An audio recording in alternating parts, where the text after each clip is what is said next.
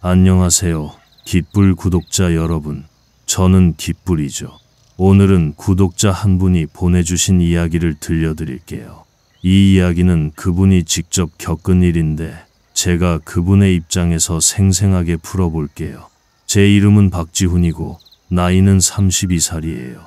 자, 그럼 시작해볼까요? 2018년 가을, 대구 달성군에 있는 작은 마을에서 저는 매일 아침 똑같은 하루를 시작했어요. 새벽녘에 일어나서 낡은 자전거를 끌고 나오죠. 그 자전거는 삐걱삐걱 소리가 나는데 그래도 저한테는 보물이에요. 앞에는 작은 화덕이랑 타이야 기틀이 달려있고 뒤에는 폐지를 담는 자루가 매달려 있죠. 아침엔 낙동강변을 따라 폐지를 주우면서 타이야키를 구워 팔고 오후엔 마을 어귀에서 노인들한테 천천히 장사를 했어요. 저녁엔 강변에 앉아서 5,000원짜리 컵라면 하나 까먹는 게 제 하루였죠. 그날 아침도 평소랑 다를 거 없었어요. 날씨가 쌀쌀해서 입김이 살짝 나오더라고요. 낙동강 위엔 안개가 자욱하게 깔려 있고 강물이 찰랑찰랑 소리를 내며 흘렀어요.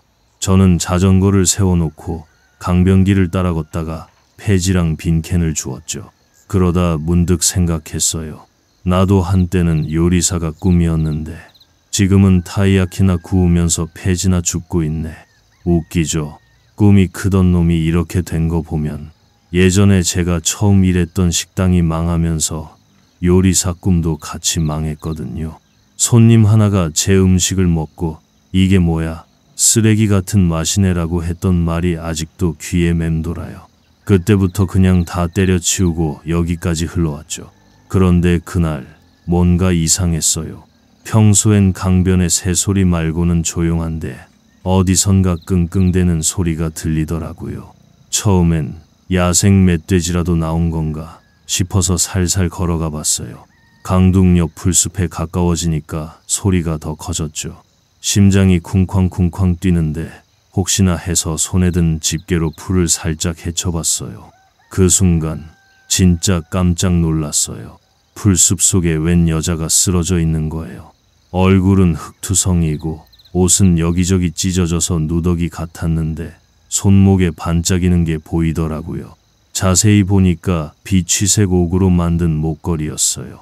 진짜 고급스러워 보이는 거 있죠. 저는 순간 얼어붙어서 소리쳤어요. 야, 이게 뭐야? 사람인가? 귀신인가? 정신없는 와중에 그 여자가 눈을 살짝 뜨더니 저를 봤어요. 눈빛이 흐리멍덩했는데 입술이 파르르 떨리면서 뭐라고 중얼거리더라고요. 가까이 가서 들어보니까 물 좀 이러는 거예요. 저는 얼떨결에 자전거로 뛰어가서 제 물통을 가져왔죠. 물통에 든 건 어제 마시다 남은 생수였는데 그래도 깨끗했어요. 그걸 천천히 입에 대주니까 그 여자가 꿀꺽꿀꺽 마시더니 한숨을 내쉬더라고요. 그제야 정신이 좀 돌아왔는지 제가 물었어요. 아줌마, 여기서 뭐해요? 어디 아프세요? 그 여자는 대답 대신 저를 멍하니 쳐다봤어요. 그러더니 힘없이 손을 들어서 목걸이를 만지작거리더라고요. 저는 그걸 보다가 문득 생각했죠. 이거 혹시 진짜 귀한 물건 아니야? 근데 왜 이런 사람이 강변에서 쓰러져 있지? 머릿속이 복잡해졌어요. 솔직히 처음엔 무서웠어요. 혹시 사기꾼인가? 아니면 정신 나간 사람인가 싶어서요. 근데 또 한편으론 불쌍하다는 생각이 들더라고요. 저도 예전에 배고프고 힘들 때 길에서 주저앉은 적이 있었던 게 떠올랐거든요. 그래서 결심했어요. 에이, 모르겠다. 일단 데려가서 밥이라도 먹여야지. 저는 그 여자를 부축해서 일으켰어요. 몸이 너무 가벼워서 깜짝 놀랐죠. 뼈밖에 없는 느낌이었어요. 자전거에 태우긴 힘들 것 같아서 천천히 걸어가게 했는데 그 와중에 강변에서 부는 바람이 차갑게 느껴지더라고요. 강물 소리가 잔잔하게 들리고 멀리서 까치가 깍깍 우는 소리도 섞여 있었어요. 저는 그 여자를 데리고 제 집, 아니 집이라고 하기도 민망한 제 작은 판잣집으로 향했어요. 판잣집에 도착해서 문을 열고 들어가니까 냄새가 확 났어요. 어제 먹다 남은 컵라면 국물 냄새랑 강변에서 가져온 생선 비린내가 뒤섞인 거 있죠. 저는 민망해서 냄새 좀 심하죠. 제가 청소할 시간이 없어서 라고 했는데 그 여자는 그냥 멍하니 앉아 있더라고요. 저는 화덕에 불을 피우고 타이야키를 굽기 시작했어요. 불이 타닥타닥 소리를 내면서 따뜻해지니까 분위기가 좀 풀리더라고요. 타이야키가 노릇노릇 익어가는데 그 여자가 갑자기 말했어요. 고마워요. 목소리가 작아서 거의 속삭이듯 들렸죠. 저는 그 말을 듣고 살짝 웃었어요. 별 말씀을요. 근데 아줌마, 이름이 뭐예요? 어디서 온 거예요? 그 여자는 한참을 망설이더니 입을 뗐어요. 김수진, 서울에서 왔어요. 그 말을 듣는 순간 저는 또 놀랐어요. 서울? 여기 대구까지 어떻게 온 거지? 게다가 저를 보는 눈빛이 뭔가 슬퍼 보이더라고요. 그때부터 이 사람한테 무슨 사연이 있는 건지 궁금해지기 시작했어요. 그리고 그 목걸이, 그게 대체 뭐길래 이렇게 반짝이는 걸까? 수진 씨를 데리고 판잣집에 들어온 뒤로 제 머릿속은 온통 질문투성이었어요. 서울에서 여기 대구까지 어떻게 왔대? 저를 보는 눈빛이 왜 저렇게 슬프지? 그리고 그 목걸이는 뭐야? 진짜 비싸 보이는데 혹시 훔친 거 아니야? 근데 훔쳤으면 이렇게 굶주린 모습일 리가 없잖아요. 생각이 꼬리에 꼬리를 물다가 결국 포기했어요. 에이, 뭐든 간에 배고프면 밥부터 먹여야지. 저는 타이야키 몇 개를 접시에 담아서 수진 씨 앞에 내밀었어요.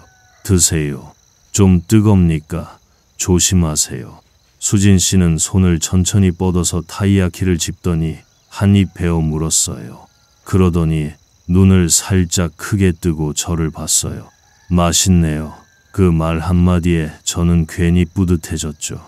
그쵸. 제가 예전에 요리사 꿈꿨던 놈이라 손맛은 좀 있어요. 근데 요즘은 이렇게 생선 비린내 나는 판잣집에서 타이야키나 굽고 있네요. 저는 농담처럼 말했는데 수진 씨는 살짝 웃더라고요.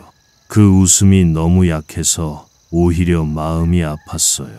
저는 수진 씨한테 물을 한 잔 더 건네면서 슬쩍 물어봤어요. 근데 진짜로 서울에서 여기까지 어떻게 오셨어요? 가족이 있으신가요? 그 질문에 수진 씨 얼굴이 살짝 굳더니 한참을 망설였어요. 그러더니 조용히 입을 뗐죠. 가족 있었죠. 예전엔요. 그 말투가 너무 쓸쓸해서 저도 덩달아 기분이 가라앉았어요. 제가 원래 서울에서 살았어요. 남편이랑 같이. 근데 남편이 죽고 나서 다 끝났어요. 저는 순간 말문이 막혔어요. 남편이 죽었다고? 그럼 혼자 된 거야? 수진 씨는 계속 말했어요. 남편이 사업가였어요. 돈 많고 잘 나가는 사람이라 저도 마님 소리 들으면서 살았죠. 근데 그 사람이 가고 나니까 시댁에서 저를 내쫓았어요. 자식이 없다는 이유로요. 저는 그 말을 듣다가 화가 나서 소리쳤어요. 뭐요? 자식이 없다고 사람을 버려요? 그게 말이 돼요? 수진 씨는 고개를 숙이고 손으로 목걸이를 만지작거리더라고요. 말이 안 되는 게 세상이에요. 저는 그냥 쫓겨난 뒤로 여기저기 떠돌다가 결국 여기까지 왔네요. 그 이야기를 듣는데 진짜 드라마 같았어요. 근데 드라마랑 다른 건 이 판잣집에서 나는 생선 냄새랑 수진 씨의 누더기 옷이었죠. 저는 한숨을 쉬면서 생각했어요. 이 아줌마 나보다 더 힘들었구나. 제가 요리사 꿈을 접고 폐지나 주우며 사는 것도 억울했는데 수진 씨는 부잣집 마님에서 이렇게 된 거잖아요. 그때 문득 옛날 생각이 났어요. 제가 22살 때였나 식당에서 쫓겨난 뒤로 서울 거리에서 배고프다고 주저앉아 있었는데 어떤 아줌마가 저한테 빵을 하나 던져주고 간 적이 있었거든요. 그때 그 빵 먹으면서 울었던 게 떠올라서 괜히 눈가가 뜨끔했어요. 그날 오후 저는 수진 씨를 그냥 보낼 수가 없어서 말했어요. 여기서 며칠 쉬세요. 제가 딴 데 갈 데도 없고 어차피 혼자 사니까요. 수진 씨는 고개를 끄덕이더니 조용히 앉아서 타이야키를 먹었어요. 저는 화덕에 불을 더 피우고 밖으로 나가봤죠. 달성군 마을 어귀엔 벌써 해가 지고 있었어요. 강변에서 부는 바람이 쌀쌀했고 멀리서 강물 소리가 잔잔하게 들려왔어요. 하늘엔 까마귀 몇 마리가 날아다니고 강가에선 갈대가 살랑살랑 흔들리더라고요. 그 풍경을 보니까 마음이 좀 차분해졌어요. 근데 그때 갑자기 문이 벌컥 열리더니 제 친구 이동우가 들어왔어요. 쟤는 28살인데 마을에서 자전거 수리점을 하고 있죠. 평소에 저를 놀리는 걸 좋아하는 놈이에요. 문 열자마자 제가 소리쳤어요. 야, 박지훈, 너 또 컵라면 먹고 있냐? 냄새 진짜 뭐야 이게? 그러더니 수진 씨를 보고 눈이 휘둥그레지더라고요. 뭐야, 이 아줌마 누구야? 너 어디서 귀부인 데려왔어? 설마 부잣집 사위 되려고? 저는 쟤한테 짜증내면서 말했어요. 야, 농담 그만해. 이분 힘들게 된 분이야. 내가 강변에서 주워왔어. 동우는 깔깔 웃더니 수진 씨 옆에 앉아서 목걸이를 보더라고요. 오, 이거 진짜 물건인데 너 이거 팔면 돈 좀 되겠다. 저는 제 머리를 살짝 때리면서 입 닥쳐라고 했죠. 근데 솔직히 동우 말이 머릿속에 남았어요. 그 목걸이 진짜 비싸 보였거든요. 근데 제가 그런 생각을 하니까 수진 씨가 저를 쳐다보더니 말했어요. 이거 제 남편이 준 거예요. 마지막으로 남은 거라서. 그 말에 저는 얼른 손을 내저었어요. 아, 아니에요. 제가 팔겠다는 것도 아니고 그냥 궁금해서요. 그날 밤 수진 씨는 판잣집 구석에서 얇은 이불을 덮고 잤어요. 저는 화덕 옆에 앉아서 불을 쬐면서 생각했죠. 이 사람 진짜 마님이었구나. 근데 마님이라기엔 너무 초라했어요. 저는 문득 제 손을 내려다봤어요. 폐지 주우느라 까칠해진 손. 저도 뭐 대단한 놈은 아니잖아요. 그러다 수진 씨가 잠꼬대하는 소리가 들렸어요. 여보, 미안해. 그 소리를 듣는데 가슴이 먹먹해지더라고요. 저는 불을 꺼버리고 이불 속으로 들어갔어요. 근데 잠이 안 오더라고요. 그 목걸이랑 수진 씨 이야기가 계속 머릿속을 맴돌았어요. 며칠이 지나고 수진 씨는 점점 기운을 차렸어요. 저는 아침마다 타이야키를 구워주고 오후엔 강변에서 폐지를 같이 주었죠. 그러면서 수진 씨가 조금씩 말문을 열기 시작했어요. 저 어렸을 때 시골에서 강가에서 놀았던 게 기억나요. 그때는 이렇게 될 줄 몰랐죠. 저는 그 말을 들으면서 웃었어요. 저도요. 요리사 돼서 멋진 식당 차릴 줄 알았는데 지금은 생선 비린내 나는 놈 됐네요. 수진 씨도 살짝 웃더라고요. 그 웃음이 처음 봤을 때보다 따뜻해 보여서 기뻤어요. 그러다 어느 날 제가 화덕에 불을 피우고 있는데 수진 씨가 목걸이를 손에 쥐고 말했어요. 이거 진실을 뜻해요. 저는 고개를 갸웃했죠. 진실요? 수진 씨가 고개를 끄덕이더니 목걸이를 보여줬어요. 거기 진실이라고 한자가 새겨져 있더라고요. 저는 그걸 보다가 문득 생각했어요. 이 목걸이 그냥 예쁜 게 아닌가 보네. 그 순간부터 뭔가 더 큰 이야기가 있을 거란 느낌이 들기 시작했어요. 수진 씨가 목걸이에 진실이라는 한자가 새겨져 있다고 말한 뒤로 저는 그게 뭔가 특별한 물건일지도 모른다는 생각이 들었어요. 근데 솔직히 저 같은 놈이 그런 거 알아서 뭐해요. 폐지나 주우면서 타이야키 굽는 게 제 인생인데 갑자기 보물 이야기가 나오니까 좀 어색했죠. 그래도 수진 씨 눈빛이 너무 진지해서 아, 진짜일지도 싶더라고요. 그래서 슬쩍 물어봤어요. 수진 씨, 이 목걸이 진짜로 비싼 거예요? 어디서 난 거예요?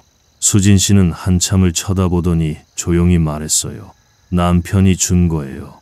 우리 집안에 오래 내려오던 거라더라고요. 그 말을 듣고 저는 살짝 웃었어요. 그럼 진짜 보물이네요. 근데 왜 팔아서 돈 안 쓰셨어요? 서울에서 쫓겨날 때 썼으면 이렇게 안 됐을 텐데. 그러자 수진 씨가 고개를 저었어요. 이건 그냥 돈으로 바꿀 수 있는 게 아니에요. 의미가 있는 거라서. 저는 그 말에 더 궁금해졌죠. 의미라니. 그냥 예쁜 장신구가 아니라는 건가? 근데 더 캐묻기가 좀 미안해서 입을 다물었어요. 대신 타이야키 하나를 더 구워서 건넸죠. 일단 배고프면 생각도 안 나니까 이거나 드세요.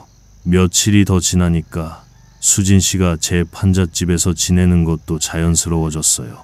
아침엔 같이 강변에 나가서 폐지를 주었고, 오후엔 제가 마을 어귀에서 타이야키를 팔 때 수진 씨가 옆에 앉아서 손님들한테 인사도 했어요. 그러다 보면 동네 할머니들이 지훈이 너 새엄마 데려왔냐? 라고 놀리기도 했죠. 저는 아이고 아닙니다. 그냥 도와주는 분이에요. 라고 손사래를 치면서 웃었어요. 근데 솔직히 수진 씨랑 같이 있으니까 외롭지 않더라고요. 혼자 살면서 컵라면 먹을 때마다 텅 빈 기분이었는데 이제는 누가 옆에 있다는 게 나쁘지 않았어요. 그러던 어느 날 오후 저는 수진 씨를 데리고 달성군 장터에 갔어요. 날씨가 따뜻해서인지 장터가 북적북적했죠. 생선 파는 아저씨들 목소리가 쩌렁쩌렁 울리고 채소 파는 할머니들이 손님들한테 깎아준다고 소리치고 있더라고요. 저는 자전거를 세워놓고 타이야키를 굽기 시작했는데 그때 익숙한 얼굴이 눈에 띄었어요. 최민석 할아버지였죠. 민석 할아버지는 65살인데 장터에서 건어물을 팔면서 옛날 이야기를 들려주는 걸 좋아하는 분이에요. 제가 어릴 때 할아버지한테서 고구마 사탕 사 먹으면서 귀신 이야기 들은 적도 있죠. 민석 할아버지가 저를 보더니 손짓했어요. 지훈아, 이리 와봐. 오늘 건어물 싱싱하다. 저는 웃으면서 다가갔죠. 할아버지, 저 돈 없어요. 폐지 좀 더 주어야 사죠. 그러자 할아버지가 껄껄 웃더니 수진 씨를 봤어요. 이 아줌마는 누구야? 저는 대충 설명했죠. 강변에서 만난 분인데 제가 좀 도와주고 있어요. 그때 할아버지 눈이 수진 씨 목걸이에 머물더라고요. 갑자기 표정이 진지해지더니 저를 끌고 가서 속삭였어요. 야, 저 목걸이 어디서 났어? 저는 깜짝 놀라서 수진 씨 거예요. 왜요? 라고 했죠. 그러자 할아버지가 목소리를 낮추더니 말했어요. 너 강변의 귀부인 이야기 들어봤냐? 저는 고개를 갸웃했어요. 귀부인요? 그게 뭐예요? 할아버지가 건어물 정리하면서 천천히 들려주더라고요. 옛날에 낙동강변에 살던 부잣집 마님이 있었는데 남편이 죽고 나서 시댁에서 쫓겨났대. 그 마님이 강가에서 죽기 전에 자기 보물을 숨기고 누가 자기를 구해주면 그 보물을 준다고 약속했대. 근데 그 보물을 찾으려면 비취색 목걸이가 필요하다나 뭐라나. 그게 저거랑 똑같이 생겼어. 저는 그 말을 듣고 웃음이 터졌어요. 할아버지, 지금이 2018년이에요. 그런 옛날 이야기가 진짜 일리가 없잖아요. 근데 할아버지가 눈을 부릅뜨더니 야, 내가 장터에서 50년 넘게 장사했는데 이상한 일 많이 봤다. 저 목걸이 진짜면 큰일 난다 라고 하더라고요. 저는 반신반의하면서 수진 씨를 쳐다봤어요. 수진 씨는 멀리서 멍하니 강을 보고 있었는데 목걸이를 손으로 만지작거리고 있더라고요. 그 모습이 왠지 할아버지 말에 신빙성을 더해주는 것 같았어요. 그날 밤 판잣집으로 돌아와서 저는 수진 씨한테 물어봤어요. 수진 씨, 혹시 그 목걸이가 보물 같은 거예요? 수진 씨는 살짝 놀란 표정으로 저를 보더니 말했어요. 보물, 맞을지도요. 남편이 그러긴 했어요. 이걸로 큰 돈을 만들 수 있다고. 저는 그 말을 듣고 심장이 쿵쾅 뛰기 시작했어요. 큰 돈? 그럼 내가 이걸로 인생 역전할 수도 있는 거야. 근데 또 한편으론 찝찝했어요. 이걸 팔면 수진 씨가 준 마지막 추억을 뺏는 거잖아요. 그때 이동우가 또 불쑥 찾아왔어요. 쟤는 타이밍 진짜 기가 막히게 맞추죠. 문 열자마자 야, 너 또 생선 냄새 풍기면서 뭐해? 라고 놀리더니 수진 씨 목걸이를 보고 눈이 반짝였어요. 이거 진짜야. 너 이거 팔아. 나 자전거 수리점 확장할 돈 좀 빌려줘. 저는 쟤한테 야, 조용히 해. 이거 함부로 팔 수 있는 게 아니야. 라고 소리쳤죠. 근데 동우가 계속 조졌어요. 뭘 고민해? 너 지금 폐지 주우면서 살잖아. 이거 팔면 부자 된다니까. 그 말에 저는 진짜 고민되기 시작했어요. 솔직히 폐지 주우면서 타이야키 파는 인생이 지긋지긋했거든요. 예전에 요리사 하다가 망했을 때 손님한테 욕먹고 쫓겨난 기억이 떠오르면서 나도 한번 잘 살아보고 싶다는 생각이 들더라고요. 근데 또 수진 씨 얼굴을 보니까 그럴 수가 없었어요. 이 사람, 저랑 똑같이 밑바닥까지 떨어진 사람인데 마지막 남은 거마저 뺐으면 너무 비겁한 거 아니야. 저는 화덕에 불을 쬐면서 한참을 고민했어요. 강바람이 판잣집 틈으로 스며들어 오니까 몸이 쌀쌀했는데 마음은 더 어수선했죠. 그러다 다음 날 아침 수진 씨가 갑자기 제 낡은 핸드폰을 꺼내더니 어디론가 전화를 걸었어요. 제 폰은 삼성 갤럭시 S7인데 2018년엔 좀 구닥다리였지만 그래도 잘 됐거든요. 저는 뭐야, 누구한테 전화해요? 라고 물었는데 수진 씨가 손짓으로 조용히 하라고 하더라고요. 통화하는 소리가 작게 들렸어요. 네, 목걸이 맞아요. 그걸로 할 수 있어요. 저는 귀를 쫑긋 세우고 들었는데 마지막에 그거면 큰돈이 될 겁니다. 라는 말이 들리더라고요. 통화가 끝나고 수진 씨가 저를 보더니 말했어요. 지훈 씨, 저 좀 도와줄 수 있어요. 저는 순간 얼떨떨했어요. 도와주단요? 뭐요? 수진 씨가 목걸이를 손에 쥐고 진지하게 말했어요. 이걸로 제 인생을 되찾고 싶어요. 같이 서울로 가줄래요? 그 말을 듣는 순간 저는 머리가 핑 돌았어요. 서울? 큰돈? 이게 진짜로 인생 역전의 기회인가? 근데 또 무서웠어요. 내가 이런 일에 끼어들어도 괜찮을까? 그래도 수진 씨의 눈빛이 너무 간절해서 결국 고개를 끄덕였어요. 알았어요. 가봅시다. 수진 씨가 서울에 같이 가자고 한 다음 날 저는 진짜로 준비를 시작했어요. 근데 준비할 게 뭐 있겠어요? 폐지 주우면서 모은 돈이랑 낡은 배낭 하나가 전부였죠. 그래도 서울 가는 버스표를 사려면 돈이 필요했어요. 2018년 당시 대구에서 서울까지 가는 고속버스 값이 한 사람당 2만 원 정도였던 걸로 기억해요. 저는 판잣집 구석에 숨겨놓은 비상금 통을 꺼냈어요. 거기 동전이랑 지폐가 뒤섞여서 4만 원쯤 되더라고요. 이걸로 둘이 가긴 좀 빡세겠네 라고 중얼거리면서 수진 씨한테 물었어요. 수진 씨, 돈 좀 있으세요? 수진 씨는 고개를 저었죠. 없어요. 다 뺏겼어요. 저는 한숨 쉬면서 에이, 뭐 어때요? 가봅시다 라고 했어요. 다음 날 아침 저랑 수진 씨는 대구 동부시외버스터미널로 갔어요. 날씨가 좀 쌀쌀해서인지 터미널에 사람이 많았죠. 아저씨들이 담배 피우면서 떠들고 할머니들이 커다란 보따리 들고 버스 기다리는 모습이 눈에 띄었어요. 저는 매표소에서 표 2장을 샀는데 직원이 서울행 오전 10시 출발이에요 라고 하더라고요. 버스에 올라타니까 냄새가 좀 났어요. 오래된 의자에서 나는 쿰쿰한 냄새랑 누가 먹다 남긴 과자 냄새가 섞인 거 있죠. 수진 씨는 창가 자리에 앉아서 강을 쳐다봤어요. 저는 옆에 앉아서 수진 씨, 서울 가본 지 얼마나 됐어요? 라고 물었죠. 수진 씨가 조용히 대답했어요. 3년 됐네요. 쫓겨난 뒤로는 처음이에요. 버스가 출발하고 나니까 창밖으로 낙동강이 멀어지더라고요. 저는 문득 생각했어요. 내가 진짜로 서울에 간다고 폐지 주던 놈이 뭔 일을 벌이는 거야. 근데 수진 씨 손에 쥔 목걸이를 보니까 이상하게 가슴이 두근거렸어요. 버스가 고속도로를 달리는데 창밖으로 가을 단풍이 보이더라고요. 노란 은행나무 잎이 바람에 흩날리는 게 예뻤어요. 저는 그걸 보다가 수진 씨한테 말했어요. 저 어렸을 때 가을 되면 엄마가 은행 열매 주워서 볶아줬어요. 그때 그 냄새가 좋았는데. 수진 씨가 살짝 웃더니 저도 그랬어요 라고 했죠.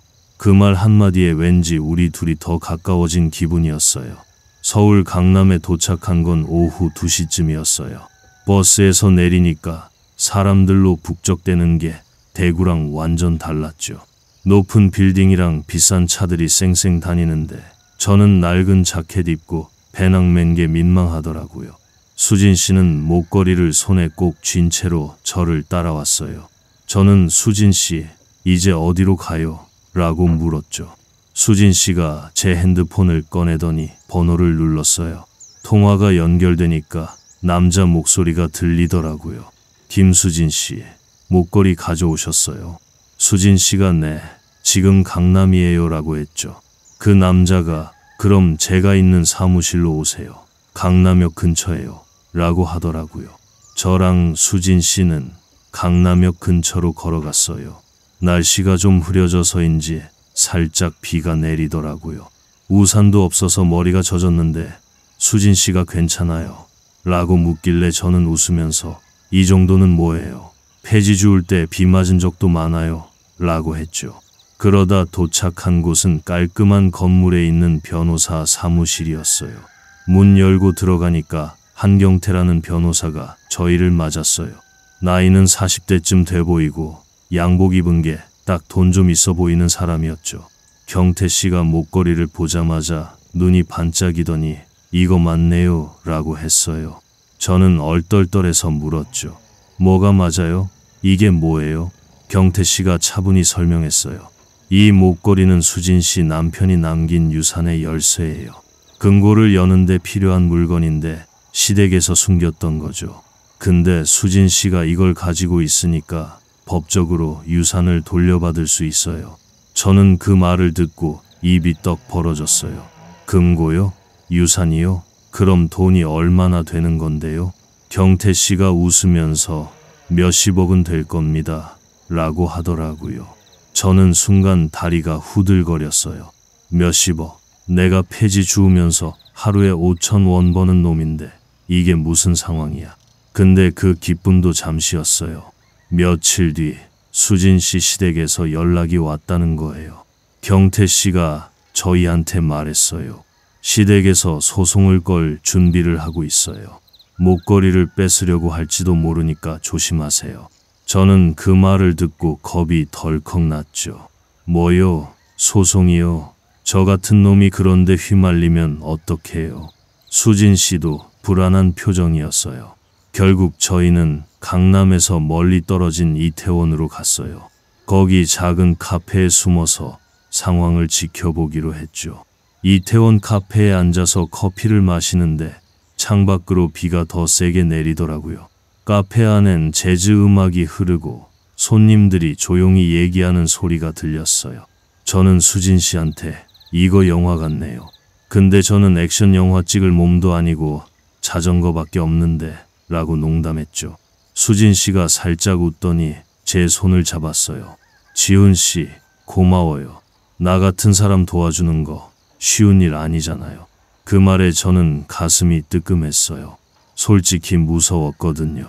시댁 사람들이 쳐들어오면 나 같은 놈은 한 방에 나가 떨어질 텐데. 근데 또 한편으론 뿌듯했어요. 제가 요리사 꿈을 접고 폐지 주우면서 늘 생각했거든요. 내가 뭘 할 수 있겠어? 근데 지금 수진 씨를 도우면서 처음으로 내가 누굴 도울 수 있구나 라는 느낌이 들었어요. 저는 커피잔을 내려다보면서 생각했죠. 이 목걸이 때문에 인생이 바뀔 수도 있겠네. 근데 그 순간 카페 문이 벌컥 열리더니 누가 들어왔어요. 양복 입은 남자였는데 표정이 심상치 않더라고요. 수진 씨가 저를 보며 속삭였어요. 시댁에서 보낸 사람 같아요. 저는 심장이 쿵 내려앉았어요. 이거 진짜로 큰일 난 건가? 이태원 카페에서 수진 씨가 시댁에서 보낸 사람 같아요 라고 속삭이는 순간 저는 진짜로 심장이 쿵 내려앉았어요. 양복 입은 남자가 문 앞에 서서 주위를 두리번거리는데 저희를 찾는 게 분명했죠. 저는 얼떨결에 수진 씨 손을 잡고 일단 나가요 라고 했어요. 카페 뒷문으로 빠져나가서 골목길을 뛰었죠. 비가 내리고 있어서 바닥이 미끄러웠는데 저는 낡은 운동화 신고 뛰다가 넘어질 뻔했어요. 야, 내가 액션 영화 주인공도 아니고 이게 뭐야? 라고 투덜거리면서도 정신없이 달렸어요. 수진 씨는 숨을 헐떡이면서 저를 따라왔어요. 골목 끝에 다다랐을 때 뒤를 돌아보니까 그 남자가 안 보이더라고요. 저는 숨을 몰아쉬면서 놀랐네. 우리 쫓기는 범죄자도 아닌데 왜 이러지? 라고 했죠. 수진 씨가 힘겹게 웃더니 미안해요, 지훈 씨. 나 때문에 라고 했어요. 저는 손을 저으며 괜찮아요. 근데 이제 어쩌죠? 라고 물었죠. 그때 수진 씨가 핸드폰을 꺼내더니 경태 씨한테 전화했어요. 저희 쫓기고 있어요. 어떻게 해야 돼요? 경태 씨가 침착하게 걱정 마세요. 제가 증거 다 준비했어요. 시댁에서 소송 걸어도 이길 수 있어요. 라고 하더라고요. 그 뒤로 며칠은 진짜 정신 없었어요. 경태 씨가 법원에 서류를 제출하고 수진 씨 시댁이랑 협상도 했죠. 저는 옆에서 얼떨떨하게 지켜봤어요. 그러다 결국 시댁에서 백기를 들었어요. 목걸이가 금고 열쇠라는 증거가 확실하니까 더 이상 버틸 수가 없었던 거죠. 금고가 열리고 나서 나온 돈이 진짜 몇십억이었어요. 저는 그 소식을 듣고 이게 현실이야 라고 혼잣말했죠. 수진 씨는 그 돈으로 자기 인생을 되찾았어요. 근데 저한테도 돈을 나눠주겠다고 하더라고요. 지훈 씨 없었으면 난 못했어요. 절반 줄게요. 저는 그 말을 듣고 깜짝 놀랐어요. 절반이요? 그럼 저도 억대 부자 되는 거예요. 근데 또 한편으론 망설였어요. 이 돈 내가 받을 자격이 있나? 그냥 폐지 주우던 놈이 강변에서 사람 주운 것뿐인데. 고민 끝에 저는 수진 씨한테 말했어요. 저는 그냥 작은 식당 하나 차릴 돈만 주세요. 나머지는 수진 씨가 쓰세요. 수진 씨가 저를 빤히 쳐다보더니 진짜 괜찮아요? 라고 물었어요. 저는 웃으면서 네, 저는 타이야키 굽는 거면 충분해요. 라고 했죠. 그렇게 저는 대구로 돌아왔어요. 수진 씨가 준 돈으로 낙동 강변에 작은 식당을 열었죠. 이름은 강변 타이야키라고 지었어요. 수진 씨는 서울에 남아서 새 삶을 시작했는데 가끔 저한테 전화해서 잘 지내요? 라고 물어보더라고요. 저는 식당에서 타이야키 굽다가 가끔 자전거 타고 강변을 돌아요. 여전히 폐지 주우러 다니는 할아버지 보이면 5,000원씩 쥐어주고 이동우한테는 너도 좀 일찍 일어나 라고 놀리죠. 근데 어느 날 수진 씨가 식당으로 찾아왔어요. 깔끔한 옷을 입고 있었는데 예전의 마님 같더라고요. 저는 수진 씨, 서울에서 뭐 해요? 라고 했죠. 수진 씨가 웃으면서 목걸이를 내밀었어요. 이거 지훈 씨 줄게요. 저는 깜짝 놀라서 왜요? 이거 소중한 거잖아요. 라고 했죠. 그러자 수진 씨가 조용히 말했어요. 이거 내가 지훈 씨한테 빚진 거예요. 옛날에 내가 서울에서 빵 하나 던져준 적 있죠. 그때 그 애가 지훈 씨였어요. 그 말을 듣는 순간 저는 머리가 멍해졌어요. 22살 때 배고프다고 길에 주저앉았을 때 저한테 빵을 준 아줌마. 그게 수진 씨였어요. 저는 얼떨떨해서 진짜요? 그때 그 빵 먹고 제가 얼마나 울었는지 아세요? 라고 했죠. 수진 씨가 웃더니 이제야 갚았네요 라고 했어요. 저는 목걸이를 받아서 손에 쥐었어요. 진실이라는 글자가 새겨진 그 비취색 목걸이. 그걸 보니까 가슴이 따뜻해지더라고요. 이제 저는 매일 아침 식당 문을 열고 타이야키를 굽어요. 강변에서 부는 바람이 창문으로 들어오고 멀리서 까치 소리가 들려요. 손님들이 지훈 씨 타이야키 맛있다 라고 할 때마다 저는 웃으면서 생각해요. 인생이 타이야키 같네. 좀 타도 맛있으면 되는 거지. 근데 가끔 목걸이를 볼 때마다 궁금해져요. 강변의 귀부인 이야기가 진짜였을까? 아니면 그냥 우연이었을까? 그건 잘 모르겠어요. 그냥 제가 아는 건 착하게 살면 언젠가 돌아온다는 거예요. 깃불 구독자 여러분, 여기까지가 제 이야기예요. 저를 도와준 수진 씨 덕에 저도 누굴 도울 수 있다는 걸 알았어요. 여러분도 힘들 때 주변을 둘러보세요. 어쩌면 여러분의 타이야키가 누군가의 하루를 따뜻하게 해줄지도 모르니까요. 긴 이야기 들어주셔서 고맙습니다. 잘 자요. 좋은 꿈 꾸세요.